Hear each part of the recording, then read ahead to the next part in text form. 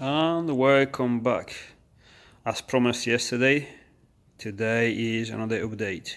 And luckily, well, not really luckily, but thank you very much, Scott, for sending the turbo today. It arrived about 3 o'clock, between 3 and half past 3. And Scott was asking if the turbo fits. And when he asked that, the turbo was already yellow. As soon as it arrived, I just crack on straight away. I mocked up this small exhaust manifold, as you know.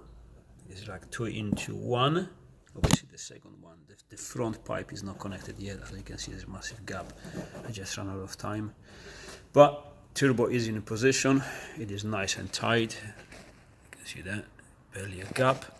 Very small amount of space for the downpipe, 3-inch. I will try to fit, but it's going to be extremely tight.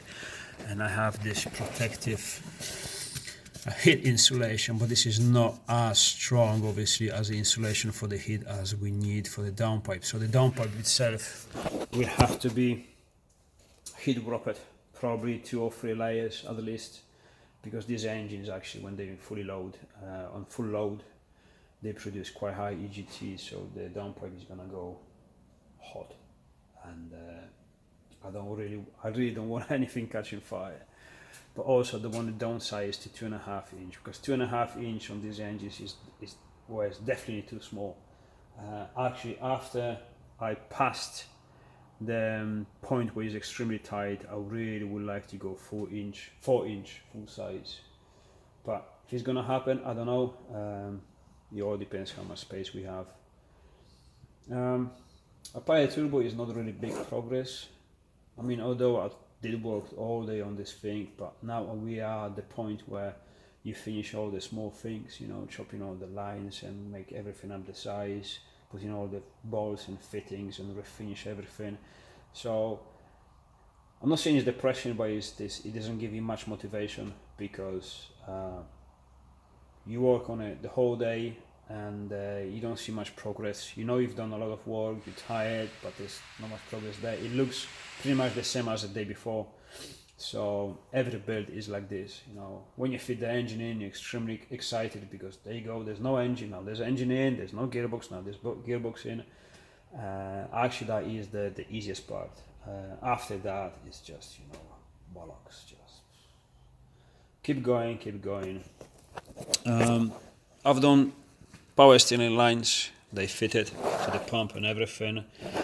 I made these all up to the size, and I actually completely fucked up, because this shouldn't be here, should be all the way up to here. And the reason for that, I forgot, I actually need 2 of them, not 1. This is the cooler for the engine, and on this side should be this to the fucker with the fan, which obviously won't fit in there now because there's no space. And this one is for these lines. There's one here and one somewhere down there. These are for the transmission, for the gearbox. And this is extremely important to have a cooler for the transmission as well, so has to be there.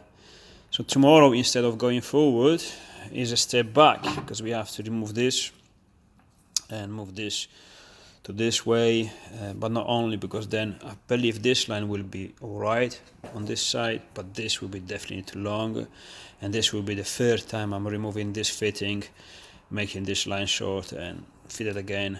But luckily I made a joiner here, so I can remove it from this side, not all the way down to the filter or the engine itself.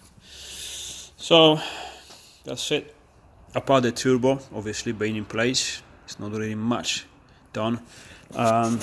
Tomorrow I would like to finish the exhaust manifold, and also fit one of these beautiful high quality Chinese Wastegate. And this is actually not too bad. I used them before. This is a 44mm. If you're not extremely unlucky to have a 41, they are actually very, very good. They hold pressure perfectly. Obviously, they're not as good quality as the good ones, but as pressure holding, these are extremely good. So yeah, I could actually recommend them. Usually I really bang on Chinese stuff. It's like, don't use eBay stuff, don't use Chinese stuff, but this is, yeah, not too bad at all. And I think it's gonna be somewhere here, roughly. Obviously this is gonna be a screamer facing down. It's gonna be there, probably away from the water pipes, away from everything that is not needed to be warmed up too much. So probably there somewhere. And yeah, that's it. Not really much of a progress, apart obviously from the turbo being in place, which now starts to look like a proper super turbo diesel. Obviously the turbo is not huge. This is not a HX52, because some of the guys with these engines, they go that much at extreme, but to be honest, I don't want the turbo to spool at 18,000 RPMs. I want a quick spool, as quick as possible. And this is what it's gonna give me. If it gives me 300 brakes, I'll be more than happy. I think it's gonna give me some more, but I'm after a quick spool. So that's it. I'll see you all next week, probably. Maybe tomorrow. We'll see.